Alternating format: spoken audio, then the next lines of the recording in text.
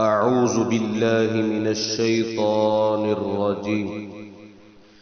الحق من ربك فلا تكونن من الممترين. ولكل وجهة هو موليها فاستبقوا الخيرات أينما تكونوا يأت بكم الله جميعا إن الله على كل شيء قدير.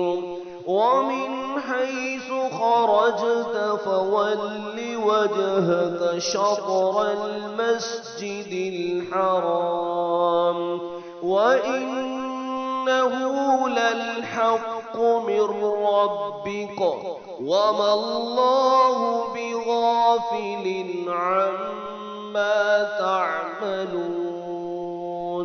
ومن حيث خرجت فول وجهك شطر المسجد الحرام وحيث ما كنتم فولوا وجوهكم شطرا لئلا يكون للناس عليكم حجة إلا الذين ظلموا منهم فلا تخشوهم واخشوني ولأتم نعمتي عليكم ولعلكم تهتدون.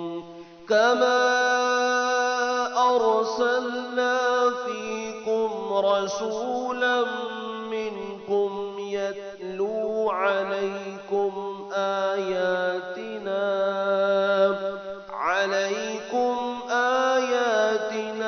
ويزكيكم ويعلمكم الكتاب والحكمة ويعلمكم ما لم تكونوا تعلمون. فاذكروني أذكركم واشكروا لي ولا تكفرون. يا